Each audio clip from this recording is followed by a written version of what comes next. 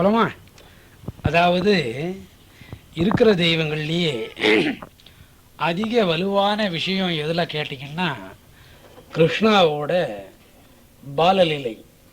கிருஷ்ணன் கிருஷ்ணன் அப்படின்னு சொல்கிறத காட்டிலும் கண்ணன் அப்படின்னு சொல்லலாம். கண்ணனுக்கு 4 எழுத்து வரும். கா போட்டு 3 சுழி இன்னன்னா போட்டு 3 சுழி நாவண்ணா போட்டு 2 சுழி இன்னன்னா போட்டால் கண்ணன் அப்படின்னு ஆகுது. அது கூப்பிட்டா கூட லேட்டாக வருவார் கண்ணன். அவரை சீக்கிரமாக கூப்பிடணும்னு கேட்டால் கண்ணா. எப்படி கூப்பிடணும்? கண்ணா. 3 எழுத்தில் அடங்கி போகுது. அந்த 3 எழுத்தில் அடங்கினா அகார உகார மகாரம் ஓமில் அடங்கிடுறார். தமிழ் பேசாத அத்தனை பேரும் கண்ணன்னு கூப்பிட மாட்டாங்க, கண்ணா. தமிழ் பேசுகிறவங்க மட்டும் கண்ணன் அப்படின்னு கூப்பிடுவாங்க. கண்ணனோட சுருக்கம் கண்ணா. உடனே வருவர். இவரோட பாலலீலை அதிவினோதமானது. இதை கோகுலத்தில் 12 வயசு வரைக்கும் பண்ணார். 12 வயசு காலம் வரைக்கும் பண்ணார். அதை ரொம்ப அனுபவிச்சவங்க யசோதை தான் அனுபவிச்சாங்க. எப்போ பார்த்தாலும் அவனோட நினைவிலேயே இருந்தாங்க. அந்த அம்மையார் அவனோட நினைவிலேயே இருந்தாங்க. ஏன் அவனோட நினைவிலேயே இருந்தாங்கன்னு கேட்டால், எல்லா கஷ்டங்கள் குழந்தை முகத்தை பார்க்குற போது மாறிடும். எல்லா துன்பமும். ஆமாம். அதுலேயும் தான் பெத்த மகனாக இருந்தால் தானே கஷ்டப்பட்டு விரதம் இருந்து 10 மாதம் சுமந்து குழந்தை பிறந்து அது ஒரு ஆணாக இருந்தால் அந்த குழந்தை முகத்தை பார்க்குற போது உடனே துன்பங்கள்லாம் பறந்து போயிடும். துன்பங்கள் பறந்து போயிடும். அந்த குழந்தை அம்மானு ஒரு வாசத்தை கூப்பிடுற போது எல்லா துன்பங்கள் மறந்து போவோம் தாய் தகப்பனார். அந்த பாலலீலைக்கு வினோதமான வயசு 3லிருந்து 8 வரைக்கும் எடுத்துக்கலாம். இந்த 3-8க்கு முன்னாலே தத்தி நடக்கிற பருவம் இருக்கு. சில குழந்தைங்க 10 மாசத்துலயே நடக்க ஆரம்பிக்கும். 10 அடி வைக்கும்னு சொல்லுவா. சில பசங்க 1 வயசுல நடக்க ஆரம்பிக்கும். எவ்வளவு வீக்காக இருந்தாலும் 1.25 வயசுக்குள்ள குழந்தைங்க நடந்துடணும். சிலது 1.5 நடக்கும், சிலது 2 நடக்கும். அதனால் 3 முதல் 8 வரைக்கும் அந்த குழந்தையோட பருவம் அற்புதமான பருவம். அப்போ அந்த தாயார் எவ்வளவு கொடுத்து வைக்கணும் அந்த இடத்துல வளர்றதுக்கு. கிருஷ்ணன் தான் வளர்க்க யசோதை எவ்வளோ கொடுத்து வைக்கணும். இந்த பால பருவத்தில் அவனை பார்த்ததுனாலே பின்னால் அவங்களுக்கு முக்தி வருது. ஏன் முக்தி வந்ததுன்னு கேட்டால், கவனமெல்லாம் எதில் போய் சேருது? அந்த குழந்தையோட பருவத்தில் இருக்கிற அழகில் போய் சேருது. குழந்தைக்கு 2 விதமான தகுதி உண்டு. ஒன்று குழந்தைங்கிற தகுதி, 2வது அதனோட அடி எடுத்து நடக்கிற தகுதி, 3வது அதனோட அழகு. அதனோட அழகில் மனம் லயமாகிறதுனால அந்த குழந்தைய எதோட ஒப்பிடுறோம்னு கேட்டால் தெய்வத்தோட ஒப்பிடுறோம். அப்போ தெய்வமே குழந்தையா பிறந்திருந்தா அந்த தாய் எவ்வளவு கொடுத்து வச்சிருப்பாங்க இல்லையா? இதில் ஒரு விதி விலக்கு. யசோதை பெத்தவங்க அல்ல, வளர்த்தவங்க. பெத்தது இன்னொரு தாயார். நம்ம இந்த குழந்தைக்கு தாய் இல்லைங்கிறது கூட தெரியாது. அந்த அளவுக்கு அந்த பால வினோத்தன் மேலே மனம். சரி, அங்கே ஏன் இவர் இந்த மாதிரி பிறக்கணும், இந்த பாலலீலை எவ்வளோ விசேஷமாக எடுத்துக்கிட்டு வரணும் அப்படிங்கிறத கொஞ்சம் சிந்திச்சு பாருங்க. இந்த பாலலீலை அப்படிங்கிறது, கிருஷ்ணனோட பாலலீலை எவ்வளவு சிறந்ததுன்னு கேட்டால் அதுக்கு உதாரணமாக வியாசரை எடுத்துக்கலாம். வியாச பகவான் யோகாவில் மூளையில் உதிச்சது. இந்த மாதிரி ஒரு காவியத்தை எழுதணும், இது உலகம் உள்ள வரைக்கும் ஜனங்களுக்கு பயன்படணும், அதுக்கு மகாபாரதம் அப்படின்னு பேர் வைக்கணும், அதை நீ எழுதணும்னு சொன்னாங்க. உடனே எழுதினார், முடிச்சுட்டார். எழுதி முடிச்சவருக்கு மனசுல ஒரே சோகமா இருந்தது, நிறைவில்லை. என்னமோ தெரியல, நம்ம ஏதோ ஒரு தவறுதல் பண்ணிட்டோம். இந்த தவறுதல் பண்ணதுனால தான் இப்படி இருக்குதோ என்னமோ. மகாபாரதம் நம்ம எழுதிட்டோம்னு நினைச்சாரோம். நம்மளால எழுதப்பட்டது மகாபாரதம். எப்பவுமே பெரிய கவிமான்கள்லாம் சொல்லிகிட்டே வருவாங்க, ஒருத்தர் தான் எழுத முடியும். அங்கே வந்துக்கிட்டே இருக்க நியூஸ், அதை சொல்லிக்கிட்டே இருக்கும்போது இன்னொருத்தர் எழுதினா தான் சரியாக வரும். நினைக்கிறவரை எழுதினா சரியாக வராது. அந்த மாதிரி எழுத மாட்டாங்க, எந்த மாதிரி ஒரு கவிஞனாக இருந்தாலும். ஆக இவர் சொல்ல விநாயகர் எழுதுனதா தாத்பரியம். இவருக்கு ஒரு ஆதங்கம் இருந்ததுன்னா நம்ம மகாபாரதத்தை முடிச்சிட்டோம் அப்படின்னு. உடல் வலிவில்லாமல் பொலிவில்லாமல் இருந்தார் வியாசர். என்ன இந்த மாதிரி இருக்கிறாரே தகப்பனார் அப்படிங்கிறத யோசனை பண்ணாராம் அவர் பிள்ளை. இதுக்கு யாரை கொண்டு சரி பண்ணலான்னு கேட்டால் நாரத மகரிஷியை கொண்டு சரி பண்ணலான்னு நினச்சார். நினச்ச மாத்திரத்தில் நாரத மகரிஷி வந்துட்டார். எங்கள் நயனாவை பார்த்தியாடா, அங்கே ரொம்ப சோகமாக இருக்கிறார், என்னான்னு கேடுன்னாராம். இதான் போகிறேன்னுட்டு அவர் அங்கே போய் நின்று, என்னன்னே இவ்வளோ சோகமாக இருக்கிறீங்க அப்படின்னா, என்னமோ தெரியல, ரொம்ப கஷ்டமாக இருக்குது. மகாபாரத காவியத்தை நான் எழுதி முடிச்சுட்டேன், முடிச்சு கூட எனக்கு மனம் நிறைவு ஆகல அப்படின்னு சொன்னாராம். உடனே அதுக்கு நாரதர் சொன்னாராம், அதில் மனிதனோட தர்மத்தை மட்டுமே சொல்லியிருக்கிறீங்க, மனிதர்கள் தர்மத்தை கடைப்பிடிக்க முடியுமா? பொய் பேசாத இருக்க முடியுமா? அதுக்கு ஏதாவது ஒரு வழி சொல்லணும். அதை சொல்லலை, வெறும் தர்மத்தையே சொன்னால் தர்மமாயிரு தர்மமாயிருன்னு கேட்க சொல்கிறவனுக்கு அது புளிச்சு போகும். நீங்கள் பகவானோட லீலையை சொல்லலை, லீலையை 10 நாள் 10 பாகமாக பிரித்து சொல்லுங்கன்னாராம். எந்த பாகத்தை சொல்கிறதுன்னு கேட்டார். இந்த கோகுலத்தில் கிருஷ்ணன் பண்ணானே தும்சத்தை, அத்தை சொல்லுங்கன்னாராம். அதை நினச்சி பார்த்தா வரல. யாருக்கு வரல. எப்படின்னு கேட்டால் 8வது பாஸ் பண்ணிட்டியாடாமா? ஆமாம் 8வது பாஸ் பண்ணிட்டேன். இப்போ எத்தனாம் கிளாஸ்டா படிக்கிறேன்? 9வது படிக்கிறேன். பாஸ் ஆகிட்டியா? 8வது கட்டாயமாக பாஸ் ஆகிட்டேன். 8வதுல இந்த ஆம்லெட் கதை வந்ததே, அதில் 4வது வரி சொல்லுடான்னு கேட்டால் தெரியாது. அப்போ பையன் 8வது எவ்வளோ லட்சணமாக பாஸ் பண்ணியிருக்கிறான். ஆம்லெட்டோடு விட்டுட்டான், அதை புட்டத்துனுட்டான், ஆம்லெட்டை உள்ள போடுத்து. அந்த மாதிரி பாணியில் தான் எழுதினாராம் வியாசர். ஆகியனால வியாசருக்கு நினைவு வரல. இது நினைவு வரணும்னா உன் பையனோட நடவுடைய கவனி அப்படின்னாராம். எந்த காலத்தில் நடவுடைய கவனிக்கிறதுன்னாராம் அவர். காலையில் 4 மணியிலிருந்து 6 மணிக்குள்ள உன்னோட பையனோட நடவடிக்கைகளை கவனி. 4 மணிக்கு எழுந்து சந்தியாவந்தனம் பண்ணுறதுக்கு சொம்பை எடுத்துக்கிட்டு நதிக்கு குளிக்க போகிறார் தம் பையன். அங்கே பெண்கள் நதியில் குளிக்கிற போது நிர்வாணமாக குளிக்கிறாங்க. நதி ஜலம் பெண்பால், நீங்களும் பெண்பால். குளிக்கிற போது ஜலம் உடலில் படுற போது துணி இல்லாமல் தான் இருக்கணும். எந்த ஜலமாக இருந்தாலும் ஆண்கள் கோமணம் கட்டிக்கின்னு தான் குளிக்கணும். அது ஆண்பால் பெண்பால் ஆகிடும். அந்த மாதிரி தன் மகன் போய் குளிக்க போகிறார். அப்போ அந்த பெண்களெல்லாம் குளிச்சுட்டே இருக்கிறாங்களாம். தன் பையன் போகிறார் முன்னால், இந்த பெண்கள்லாம் குளிச்சுட்டே இருக்காங்களே. இவரு போன உடனே எல்லா பெண்களும் உடுப்பு எடுத்து கட்டிக்கிறாங்க. பெண்கள்லாம் உடுப்பை எடுத்து கட்டிக்கிறாங்க. இவருக்கு இது ஒரு குறை.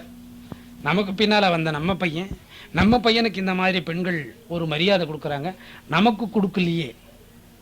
நித்தியம் இந்த மாதிரி நடக்கிறச்சே ஒரு நாள் அந்த பெண்களையே கூப்பிட்டு கேட்டாராம் வியாசர், இந்த மாதிரி இருக்கே இது நல்லதா அப்படின்னாராம்.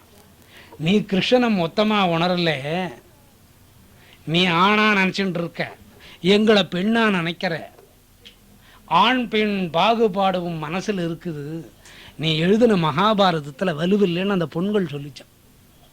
அப்போ தான் இவருக்கு மனசில் உதிச்சதாக, நம்ம ஒரு தப்பு பண்ணிட்டோம். மகனை கூப்பிட்டு, மகனே இதுக்கு என்ன காரணம்னு கேட்டாராம். எனக்கு அவளெல்லாம் பார்த்தா அவங்க உடம்புலெல்லாம் கிருஷ்ணன் பிரசன்னமான மாதிரி தெரியுது. ஒரு பெண்பாலாவே தெரியல, பாகுபாடு தெரியல. அப்ப நம்ம எதைய குறையா விட்டுட்டோம்? மகாபாரதத்தில் பாகவதம் அப்படிங்கிற ஒரு சப்ஜெக்டை, அதாவது கிருஷ்ணனோட லீலையை எழுதாம விட்டுட்டோம். மறுபடியும் பெண்களை கேட்டாராம், என் பையன் போனானே உங்க கண்ணுக்கு தெரியலையா? அவன் கண்ணுக்கு தெரிஞ்சது, ஆனா அவனோட மனநினைவு எங்களை பெண்களாவே பார்க்கல. உயிருள்ள ஒரு உயிர் உடம்புல தாங்கி இருக்கிறதா தான் பார்த்தாரு. ஆனா நீங்க அந்த மாதிரி பார்க்கல, எங்களை பெண்கள் பாவத்துக்கு பார்த்துட்டீங்க. ஆனா அவன் பெண்கள் பாவத்துல பார்க்கல. அப்ப நீங்க என்ன அந்த பாவத்துல பார்த்தீங்க? அவன் நடந்து போச்சே, எங்களுக்கு கிருஷ்ணன் நடந்து போன மாதிரி இருந்தது. அதனால தான் நாங்கள் உடுப்பு இல்லாமல் குளிச்சுட்டு இருந்தோம். அப்போ தான் தெரிஞ்சுதான் வியாச பகவானுக்கு கிருஷ்ணனோட லீலையிலே பாலலீலை உச்சிதமானது. உடனே நாரதர் சொல்ல மனசுக்கு வர பாலலீலை எழுத ஆரம்பித்தார். எழுதவே முடியல பாலலீலை. ஒவ்வொரு கட்டமாக நகரவ முடியல. அதை எத்தனை பாகமாக பிரித்தார்? 10 நாள் பாகத்தை தான் பிரித்தார். இந்த ஆள் பண்ணார் 12 வருஷம் பண்ணார். அதில் 3 வயசுலேருந்து 8 வயசு வரைக்கும் கோகுலத்தை அசத்தி எடுத்துட்டார். அதில் நிறம் என்னான்னு கேட்டால் கருப்பு நீலம் கலந்தது. இந்த பாகத்தை எழுதிட்டு வர்றார். இந்த பாகத்தை பாலலீலை எழுத வர்றார். இந்த பாலலீலையால் என்னென்ன பலன்கள் வரும்னு ரசிக்கிறார். அப்புறம் அதை எழுதிண்டே மகாபாரத காவியம்னு ஒன்று நம்ம எழுதக்கூடிய தகுதியை நமக்கு ஆண்டவன் கொடுத்து பாலலீலையை ரசிக்காத தன்மையும் கொடுத்துட்டான். காரணம் என்னன்னு கேட்டால், நம்ம மகாபாரதத்தை எழுதி முடிச்சிட்டோன்னு நனவு வந்ததுனால பாலலீலை மறந்த நிலைக்கு போடுத்து. அதனால பாலலீலை எழுதுகிற போது அதில் உள்ள நன்மைகள்லாம் யோசனை பண்ணியே வந்துடுவார். இதில் உள்ள நன்மைகள், பாலலீலையில் உள்ள நன்மைகள். பாலலீலைகளில் 2 நன்மை உண்டு. ஒன்று, நேரடியாக அஞ்ஞானம் அப்படிங்கிறது விலகி பியூரா ஞானம் வரக்கூடியது பாலலீலை. அடுத்தது லௌகீகத்துக்கு கஷ்டங்கள் விலகி, மனுஷாளுக்குள்ள கஷ்டம், இந்த கல்யாணம் ஆகலை, சொன்ன பேச்சு கேட்கல, சம்சாரம் ஒழுங்காக இல்லை, வீட்டுக்கார் ஒழுங்காக இல்லை, இந்த மாதிரி சிக்கல், கடன், இந்த மாதிரி காரியங்கள்லேருந்து உபத்திரம் விலகி நன்மை கொடுக்கக்கூடியது இறைவனோட பாலலீலை. இப்போ இறைவனுக்கு ஒரு ஆதங்கம் என்ன இருந்தது? ஒரு தாயை நம்மளை கட்டி பிடிக்கணும், ஒரு தாயை நம்மளை வளர்க்கணும், ஒரு தாயை நம்மளை அடிக்கணும், ஒரு தாயை நம்மளை கட்டி வைக்கணும்னு நினைச்சாரோ. அப்போ இறைவனுக்கு கூட எதில் ஒரு ஆதங்கம் இருந்தது? தாய் பாசத்தில் ஆதங்கம் இருந்தது. இறைவன் விரும்பினது கூட ஒரு தாய். அது ஆணிடத்துல பாசம் கிடைக்காது, பெண்ணிடத்துல கிடைக்கும். சரி, அந்த பால லீலை அப்படிங்கிறத குழந்தை பருவத்தை ஏன் தேர்ந்தெடுத்தார்? இந்த பால பருவத்தை ஏன் தீர்மானம் பண்ணியிருக்கிறாங்கன்னாக்கா, ஒரு ஆணை ஒரு பெண் பார்க்குற காலத்தில் பார்வை முதல் கொண்டே காம குரோத லோபம் 3மே மனதுக்கு வந்துடும். பார்வையில் பார்க்குற போதே, பார்வையிலே ஒரு பெண் ஒரு ஆணை பார்த்தாலும், ஒரு ஆண் ஒரு பெண்ணை பார்த்தாலும் காமக்ரோத லோபம் உணர்வு மயமாக வந்துடும். பெண் ஒரு ஆணை தொடர போதும், ஒரு ஆண் ஒரு பெண்ணை தொடர போதும், அந்த குரோதம் 3 உணர்வு மயமாக உடல் வழியாக வியாபிச்சு நிற்கும். ஆனால் ஒரு 3 வயசு குழந்தை தொடர போது அந்த வியாபக நிலை வருமோ? வராது. அந்த குழந்தையே எப்படி ஒன்றாலும் நினச்சிப்பாங்க, தாயானாலும் தகப்பனானாலும். அந்த குழந்தைக்கு என்ன சக்தி உண்டுன்னு கேட்டிங்கன்னா, தனக்கும் காமக்ரோத லோபம் இல்லாத நிலை. எந்த குழந்தைக்கு? கிருஷ்ணன் ரூபத்தில் இருக்கிற வயசில் இருக்கிற குழந்தைக்கு. அது மட்டும் இல்லாது தன் பார்வையால் யாரை பார்க்குதோ அவங்களுக்கு காமக்ரோத லோபத்தை அறுத்தெடுக்கிற பவர் அந்த பார்வைக்கு உண்டு. அது மட்டும் இல்லாமல் எதிரில் இருக்கிற தாய் உடலுக்கு காம குரோத லோபம் அப்படிங்கிற வியாபக சக்தி உடல் உணர்வு வழியா வெளிப்படாத தடுக்கிற சக்தி எது கொண்டு? அந்த பாலப்பருவத்துக்கு உண்டு. என்ன நினைவு? ஞானம் மட்டும்தான் நினைவு. அதனால தாய் என்ன பண்ணிக்கிறா? மகனே ஓடியான்னு கட்டி பிடிச்சிக்கிறார். தகப்பன் என்ன பண்றாரு? என்னடா சாப்பிட்டியாடா? காலையில் அடிச்சுட்டேன்டா. எத்தனை இட்லிடா சாப்பிட்ட? அம்மா சொல்லி வைக்க 2 சாப்பிட்டேன்னு சொல்லிவிடான்ட்டு. இது எத்தனை தூண் இருக்கும்? 12 தூண் இருக்கும். 10 கணக்கில் விட்டுடும் இல்லையா? அப்படியே கட்டி பிடிச்சிக்கிறாங்க. அதே மாதிரி ஒரு வீட்டுக்காரன் மனைவியை போய் கட்டி பிடிச்சா சும்மா இருப்பாரா? அவர் இந்த சனியனை நேர காலம் இல்லாத கட்டி பிடிக்கிறேன். பார்க்கிற போதே பார்வையில் விகல்பம், சொல் கேட்கிற போதே சொல்லுல விகல்பம். இதெல்லாம் காமக்ரோத லோபம் பரவிடுது. ஆனால் பாலமாக இருக்கிற குழந்தைக்கு என்ன பவர் இருக்குன்னு கேட்டால், இந்த உற்பத்தி திறனை கூட தடுக்கிற சக்தி பாலலீலை கொண்டு. இதை தடுத்துட்டா என்ன வளருது? உடல்ல ஞானம் வளருது. அதனால தான் பாலலீலா வினோதம்னு பேர். பாலலீலா வினோதம்னு சொல்லிட்டாங்க. வெறும் லீலா வினோதம்னு சொன்னால் அர்த்தம் குதர்க்கமாகும். அதனால் அந்த லீலா வினோதத்துக்கு முன்னால் என்ன போட்டாங்க? பால லீலா வினோதம். அற்புதமான நிகழ்ச்சி. இந்த இன்பத்தை யார் அதிகமாக அனுபவிச்சாங்க? யசோதை அனுபவிச்சாங்க. யசோதை மட்டுமில்ல, 16,000 கோபிகரும் அனுபவிச்சாங்க.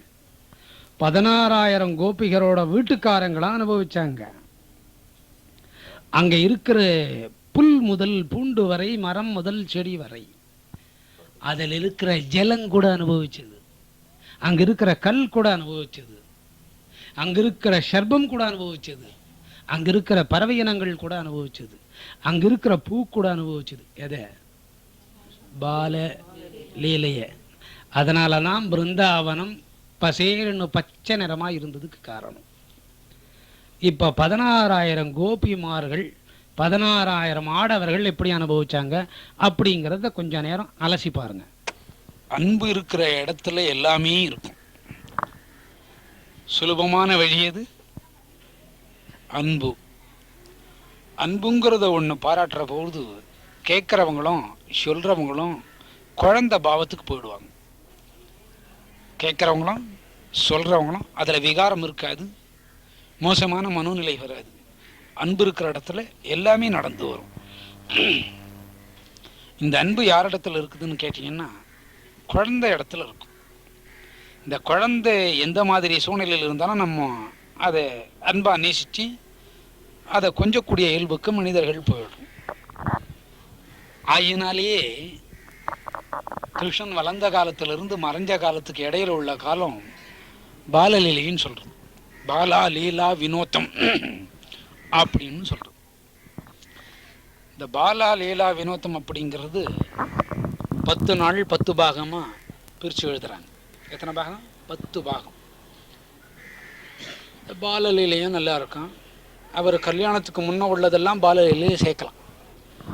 ஆனால் பாலலீலை அப்படிங்கிறது என்ன வயசுன்னு கேட்டிங்கன்னா, குழந்தை முதல் அடி எடுத்து வைக்கிறதோ இல்லையோ அதிலிருந்து 12-13 வயசு வரைக்கும், சுருக்கமாக சொல்ல போனால் 11 வயசு வரைக்கும் சொல்லலாம். அதை 13 வயசு வரைக்கும் மனதுக்கு கூட பால் நிலை தொத்தி இருக்கும். பால் மனம்னு சொல்கிறோம்ல, பச்சை குழந்தைன்னு சொல்லுவாங்க. அதனால் குழந்தை பச்சையாக இருக்குதுன்னு அர்த்தம் இல்லை. பால் மனம் மாறாமல் குழந்தை. மாப்பிள்ளை எங்கே எப்படி இருக்கிறாரு? ரொம்ப மக்கு மாதிரி இருக்கிறாருங்க. பால் மூஞ்சிலேயே வடியுதுங்க. யார் சர்டிஃபிகேட் பண்ணுறது? பொண்ணோட அம்மா சர்டிஃபிகேட் பண்ணுவாங்க. என்ன மாதிரி இருக்கிறாங்க பையன். உடனே பொண்ணை கொண்டு போய் காட்டினா, என்னம்மா மூஞ்சே நல்லா இல்லையே. அடியே உனக்கு தெரியாது, எனக்கு தான் தெரியும் மாப்பிள்ளைய பற்றி. பால் வடியுது. யார் முகத்தில்?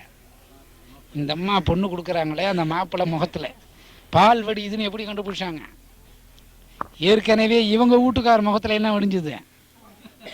ஆமாம், பால் வடிஞ்சு அசடு வடிஞ்சு அந்த ஒரு கவனத்தில் மாப்பிள்ளை என்ன சொல்கிறாங்க, இந்த பையனுக்கே கொடுத்துட்றணுங்க, பையன் ரொம்ப நல்லா இருப்பான், இன்னத்துக்கடி இந்த பையனை கொடுக்கணும். ஒன்றும் இல்லைங்க, நம்ம பொண்ணு சொல்கிறத கேட்பான் பையன். அதுக்கு என்ன அர்த்தம்? பால் வடியுதுன்னு சொல்கிறோம். இந்த குழந்தை பருவத்திலிருந்து பால் மனம், மனதுக்கு கூட பால் மனம் உண்டு. பால் மனம் அப்படிங்கிறதுல என்ன பொருள்னு கேட்டால் விகாரமான குணநிலை இல்லைன்னு பொருள்.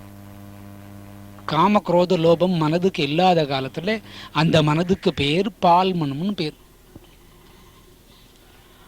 அதை இப்போ பகுத்தறிவாளர்கள் என்ன கண்டுபிடிச்சிட்டாங்க, பால் உணர்வுன்னு மாற்றிட்டாங்க. அந்த பால் உணர்வுங்கிறது காமக்குரோத லோபத்தை தழுவுறது. பால் மனம் அப்படிங்கிறது எந்த விதமான விகல்ப நிலை இல்லாத வயது. ஆனால் இவர் கிருஷ்ணன் மட்டும் 18 வயசு வரைக்கும் அப்படியே இருந்தார். எத்தனை வயசுல இருந்து? 10 மாசத்து குழந்தையிலிருந்து 10 மாசத்து குழந்தையிலிருந்து 18 வயது வரைக்கும் அவருக்கு பாலபருவம் அப்படின்னு வச்சுட்டார். இந்த லீலையிலே 16,000 கோபிமார்கள், 16,000 பேர் பொண்கள் கிருஷ்ணனை ஆற தழுவிண்டாங்களாம். தழுவிக்கிற போதே உடல்ல இருக்கக்கூடிய காம குரோத லோபம் மனதை விட்டு மறைஞ்சு கொடுத்து, மனதை விட்டு மறைஞ்சதுக்கு அப்புறம் அதில் அஞ்ஞானம் அப்படிங்கிறது போய் ஞானம் மட்டுமே இருந்து. இதை யார் அனுபவிச்சது? 16,000 கோபிமார்களும் அனுபவிச்சாங்க. அனுபவிச்ச கூட அவங்களுக்கு ஒரு ஆணவம், நம்ம கண்ணனிடத்திலேயே இருக்கிறோம் அப்படின்னு ஒரு நினைவு. அதனால் அந்த இன்பத்தை மாயையை கொடுத்து மறைச்சுட்டார். ஆனால் நேரடியாக அந்த இன்பத்தை யார் அனுபவிச்சது? கோபியர்களோட கோபஸ்திரீகள் 16,000 நந்தகோபுரம் அனுபவிச்சாங்களாம். ஆனால் நந்தகோபுரங்கிறது ஒருத்தர் தான் சொல்லுவாங்க. அவங்களுக்கெல்லாம் தலையமையை வகிக்கிறவருக்கு பேர் நந்தகோபர். அதாவது கிருஷ்ணனை வளர்த்தவருங்களா யசோதியும் நந்தகோபுரம். அந்த பக்கம் வாசுகி வாசுதேவர். இந்த காட்சியை பார்த்த 16,000 கோபியர்களுக்கும், கோபி ஸ்திரீ இல்லை, அவங்க கணவன்மார்களுக்கு ஒவ்வொரு பெண்ணோட உடல்லையும் கிருஷ்ணனோட பிம்பம் தெரிஞ்சுது. அவங்க தொட்டதனால அவங்களுக்கு அஞ்ஞானம் போச்சு, தொடாமையே இவங்களுக்கு ஞானம் வந்தது. யாருக்கு? ஆண்களுக்கு. இந்த பாலலீலை இதில் கூட சேர்க்கலாம். ஆனால் வயது கொஞ்சம் வளர்ந்த பருவம். கிருஷ்ணனுக்கு மட்டும் பாலலீலைங்கிறது 10 மாதம் குழந்தையிலிருந்து 18 வயசு வரைக்கும் சேர்க்கலாம். சாதாரண மனிதர்களுக்கு 11 வயசு வரைக்கும் தான் சேர்க்கணும்.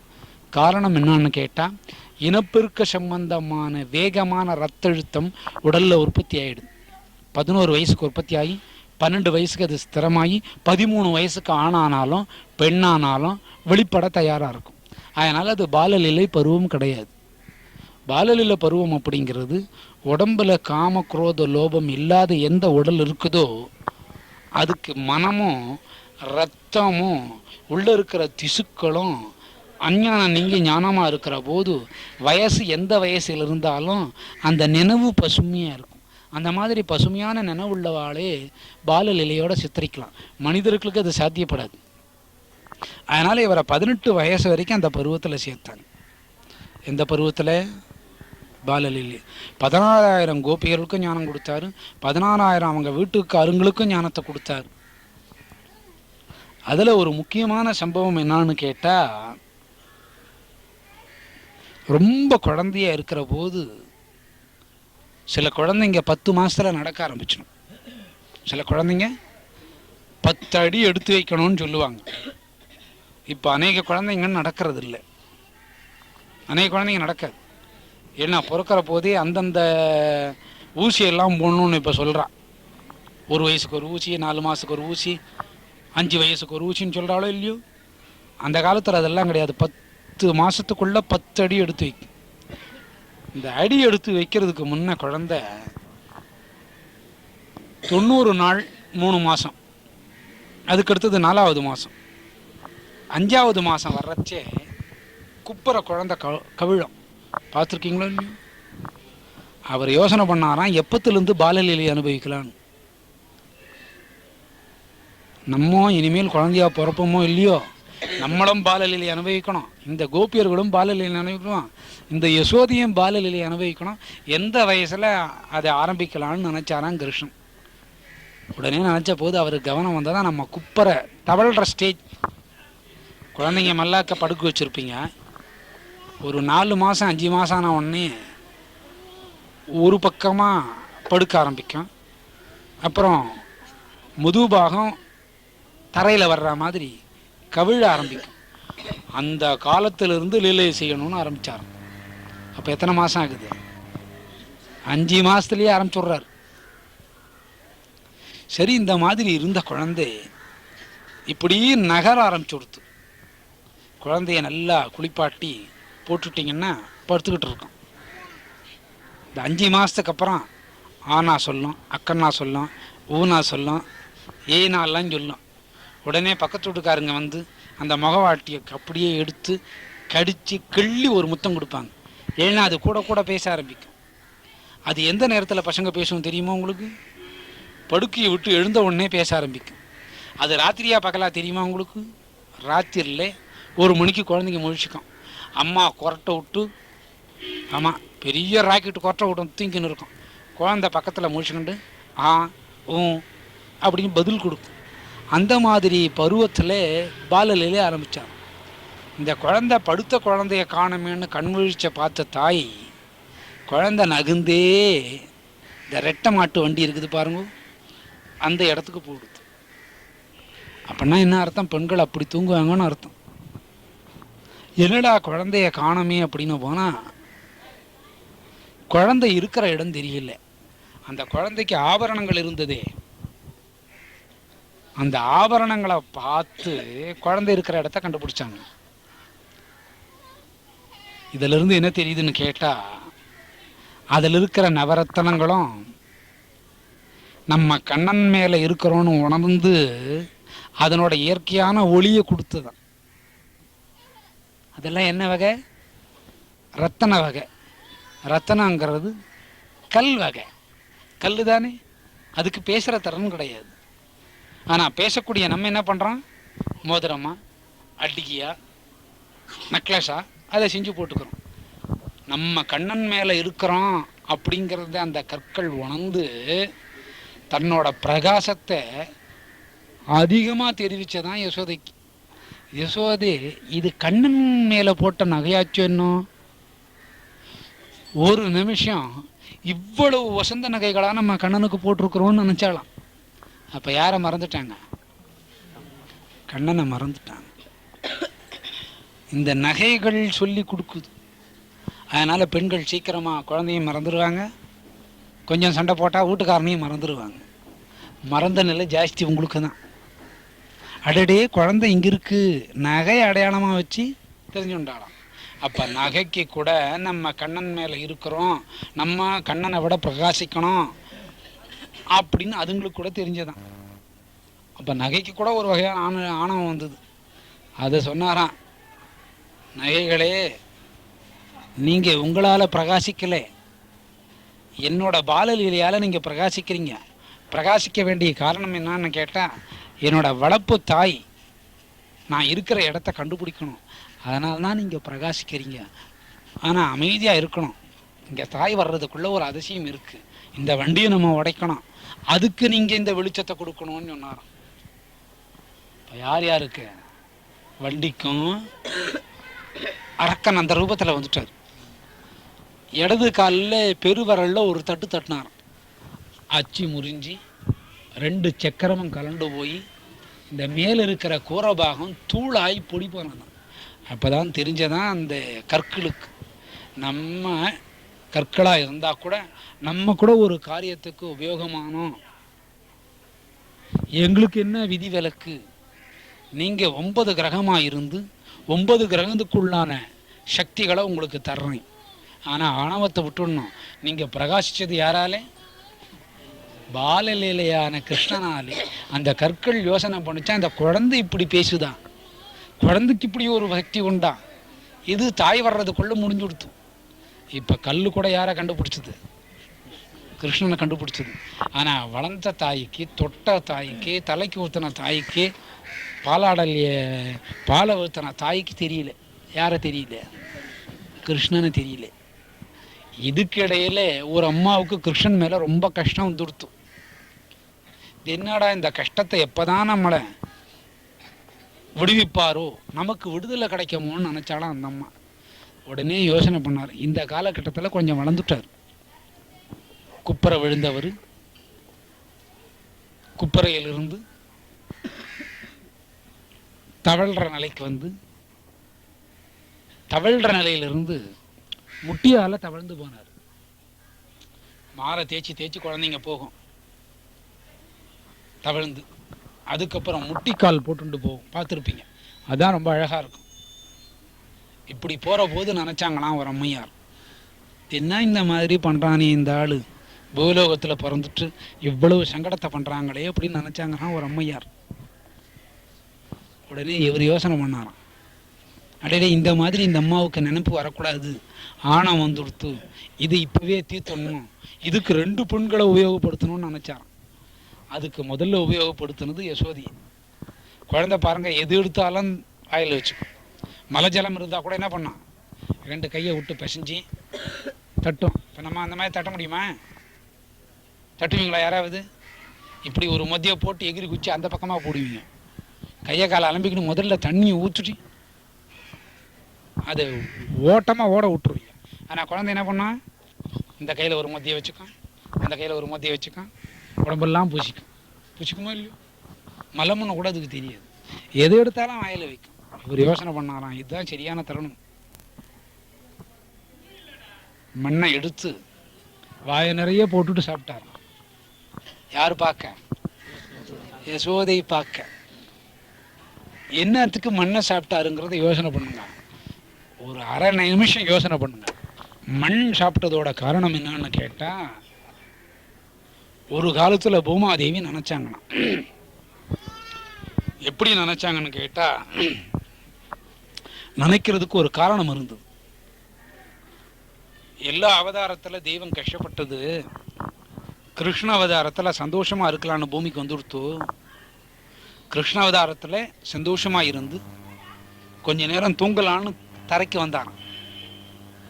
நீங்கள்லாம் Sunday rest, Saturday rest, Friday rest, Thursday rest, அதுக்கு முன்னால் வெட்னஸ்டே ரெஸ்ட்டு, அதுக்கு முன்னால் Tuesday double rest, Monday fully rest, Sunday total rest. என்னங்க ரெஸ்ட்டில் இருக்கிறேன்? யாராவது ஏதாவது வேலை செய்யணுமோ? எந்த ஆஃபீஸ்லையாவது வேலை நடக்குது? எங்கேயும் கிடையாது. என்னங்க அதை கவனிச்சிட்டிங்களா? இப்போ தாங்க போனேன், பார்த்துட்டே வந்துட்டேங்க சொல்கிறோமே இல்லை? ஒரு வேலையும் நடக்கிறது இல்லை. ஆனால் நம்மெல்லாம் ரெஸ்ட் எடுக்கிறோன்னு நினைக்கிறோம். 8-7 அவதாரம் எடுத்தார். 8 அவதாரம் எடுத்து ஒரு அவதாரத்துக்கு வந்தாரா, நான் கொஞ்ச நேரம் ஓய்வு எடுக்கணும், தூங்கணும்னு வந்தாராம். யாரு? கிருஷ்ணன். அப்போ அந்த அம்மா நினச்சாங்களாம், யாரு? பூமாதேவி. இந்த மனுஷன் போய் தூங்கிட்டா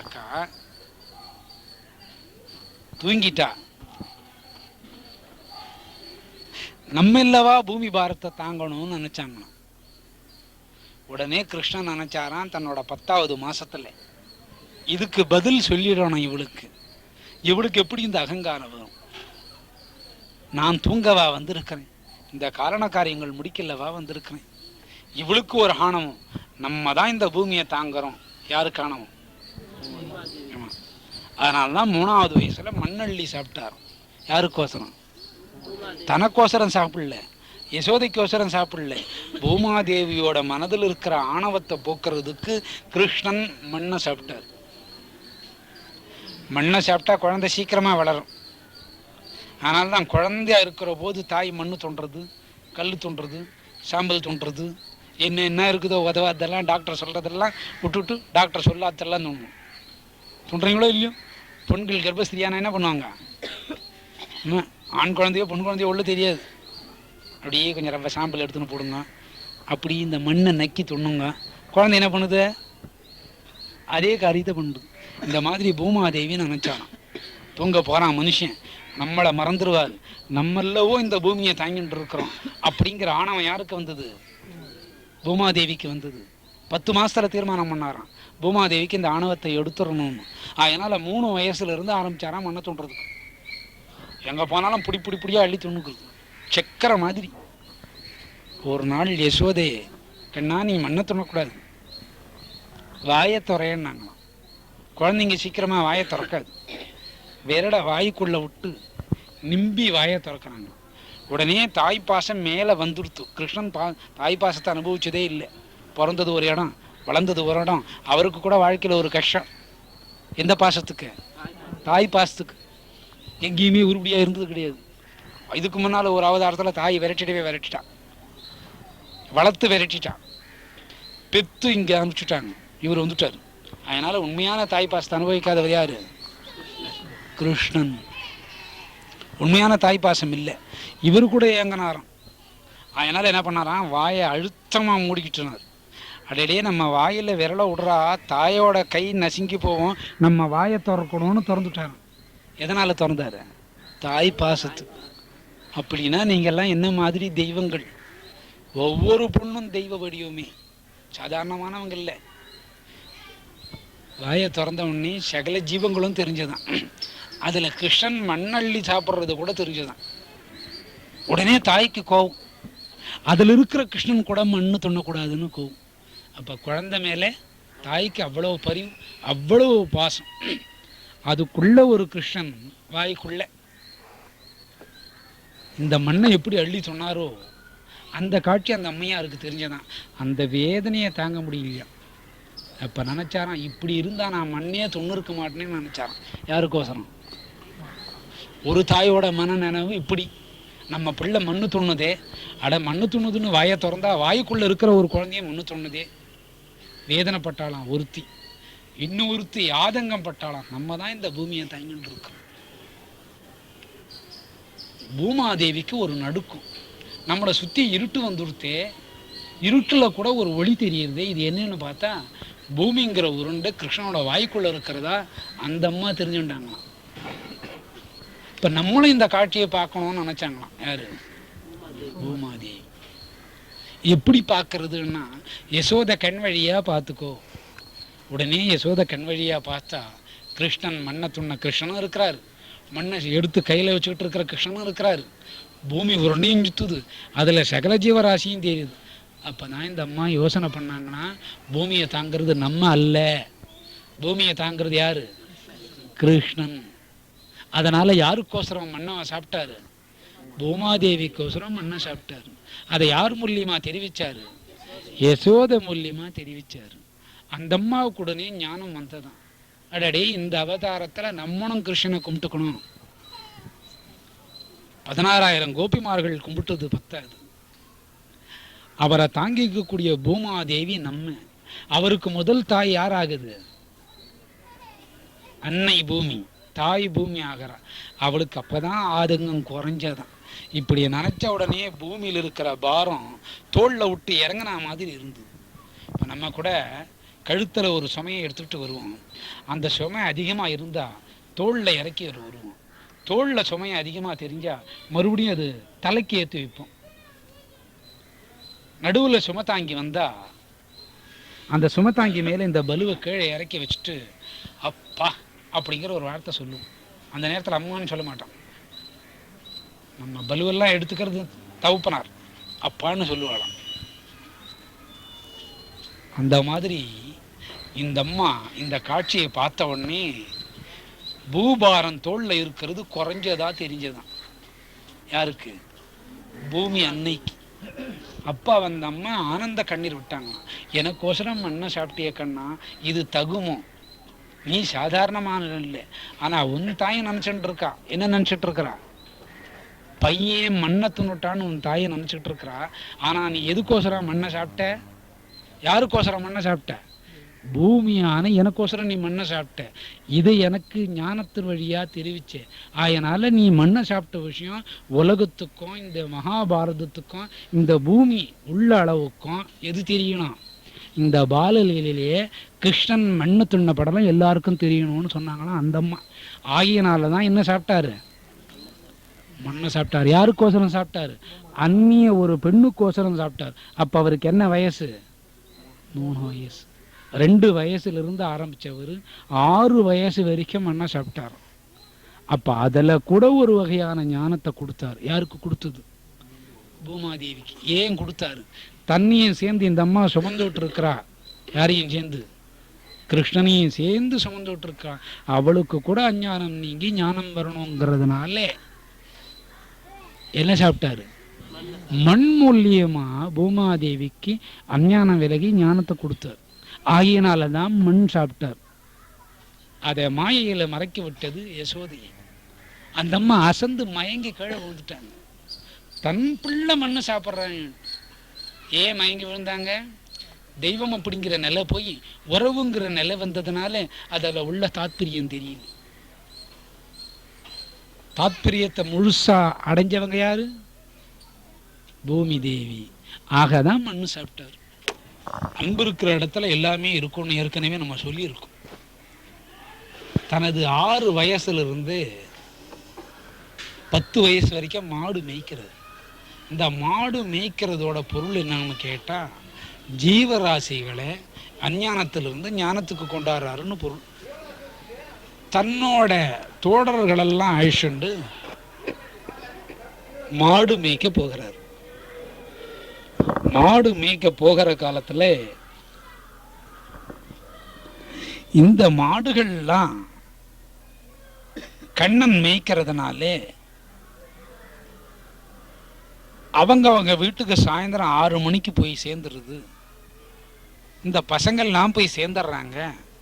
இவ்வளவு கிரமப்படி நடக்குதே, இது யாரால நடக்குதுன்னு யோசனை பண்ணா கிருஷ்ணனால நடக்குதுன்னு தெரிஞ்சதான். இந்த யோசனை தர்பார் பிரம்மனோட தர்பாருக்கு போயிடுது. யாரோட தர்பாருக்கு? பிரம்மாவோட தர்பாருக்கு போயிடுது. இந்த அழகை நம்மளும் ரசிக்கணும்னு நினைச்சாராம். எந்த அழக? மாடு மேய்ச்சிட்டு இந்த மாடெல்லாம் 6 மணிக்கு போயிடுறதாமே, அதுக்கு கிருஷ்ணன் துணையா இருக்கிறாராமே, அது எப்படி போறது, நம்ம ரசிக்கணும்னாராம். உடனே யோசனை பண்ணி ரசிக்கிற ஏலுக்கு வந்தார். எப்படி ரசிக்கலாம்? ஒட்டு மொத்தமா ரசிக்கணும்னு நினைச்சா மாடுகளையும் மாடு மேய்க்கிற குச்சிகளையும் புல்லாங்குழல் இடுப்புல சொருகிட்டு இருப்பாங்க. எங்க இருக்கும்? ஆமா, தொப்புளுக்கு இடது கை பக்கம் சொல்லிட்டு இருப்பாங்க, இடது கையில். உடனே எடுத்து வலது கையை பிடிச்சி வாசிக்கிறதுக்கு வசதியா இருக்கும். அதனாலதான் பெண்கள்லாம் சாவி கொத்து எங்க வச்சுக்கிறீங்க? ஆமா, 3 முடிச்சு போட்டுன்னு வருவீங்க, முக்கால்லாம் முடிச்சு. என்ன வந்து சேர்ந்துருது உங்க கைக்கு? சாவி கொத்து வந்துடுது. அது வர்ற வரைக்கும் அடக்கமா இருப்பீங்க. வந்த உடனே வீட்டுக்கார கூட என்ன கேட்கணும்? ஏடி ஒரு ரூபா கொடு. ஆமா, இவர் என்னமோ சில்லறையாவே கொடுத்தா மாதிரி கேட்குறாரு. சொல்றோமோ இல்லையோ? என்ன வந்தது? சாவி கொத்து. சும்மா இருக்கிற 3 முடிச்சு அவளுக்கு போடுவானே, அவகிட்ட சாவி கொத்த கொடுப்பானே, இவரே அடிமையாகி அம்மா தாயே அதெல்லாம் இப்போ நேரம் இல்லைங்க, குளிச்சுட்டு வந்து தர்றேன், இப்போ பீரவையை தொட முடியாது. உடனே அவ வந்து அம்மா ஏண்டி பீரவை தொட முடியாது, அதெல்லாம் இப்போ சொல்ல முடியாது, கம்முன்னு இருங்க, சைலண்ட் ஆகிடுவார். அதுக்குள்ள கோபமாய் அந்த அம்மா குளிச்சு மொழி வந்தவொடனே உடனே சாவி கொத்த முடிந்து எவ்வளோ அழகாக இருக்கிறே நீ. இவர் கேட்டது என்ன? சாவி கொத்து. அந்த அம்மா குளிச்சுட்டு வந்தவொடனே இவருக்கு இன்னும் அழகாக தெரியும். சாவி கொத்த மறந்துட்டு ரொம்ப அழகாக இருக்கிறேன். யாரை கேட்கறது? வீட்டுக்காரியை பார்த்து வீட்டுக்காரர் கேட்பார், இந்த அனாச்சாரம் இரு வரனேன், சாவி கொத்து கொடுக்குறேன். சாவி கொத்து போனதுக்கு கூட கிருஷ்ணன் புல்லான் குழல் அங்கே வச்சுட்டாராம்.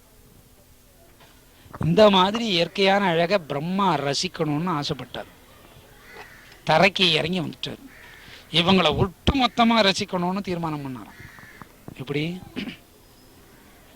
ஒட்டு மொத்தமாக பார்த்த உடனே எப்படி ஒட்டு மொத்தமாக ரசிக்கிறதுன்னு யோசனை பண்ணி தான் பெரிய மிக உயரமான மலைப்பாம்பா மாறிட்டார். அதுக்குள்ளேயே பிருந்தாவனத்தை உண்டு பண்ணிக்கிட்டார். இதுக்குள்ள இந்த பசங்கள் எல்லாம் உள்ள போயிடுது. உள்ள போடுது. இது எதுக்கு மேல நடந்ததுன்னு கேட்டா, பகல் உணவுக்கு மேல நடந்தது. எதுக்கு மேல? ஆமா, ஏன் பகல் உணவுக்கு மேல நடந்ததுன்னு கேட்டா, காலையில இறங்கி வந்த பிரம்மா இப்படியெல்லாம் மேய்றாங்கன்னு யோசனை பண்ணி பார்த்தான். அதுக்கு இடையில லஞ்சுன்னு ஒன்று வந்துருச்சு. என்ன பிரேக்? Lunch break. காலையில் பிரேக்ஃபாஸ்ட், மத்தியானம் லஞ்ச் பிரேக். அடடே, இதுதான் நல்ல தருணம். நம்ம மாயையில உற்பத்தி பண்ணி நம்ம உடம்புக்குள்ளேயே பிருந்தாவனத்தை தயார் பண்ணா, அந்த பிருந்தாவனத்தில் மயங்கி இந்த பசங்க உள்ள வந்துடும், மாடுகள் மேய வந்துடும், கிருஷ்ணன் பிருந்தாவனம் இருக்கிற இடத்துல அடக்கடம் ஆயிடுவார். அன்பு இருக்கிற இடத்துல எல்லாமே இருக்கும்னு சொல்லியிருக்கோம். இப்போ பிரம்மா என்ன ஆயிட்டாரு? பாம்பு ஆயிட்டார்.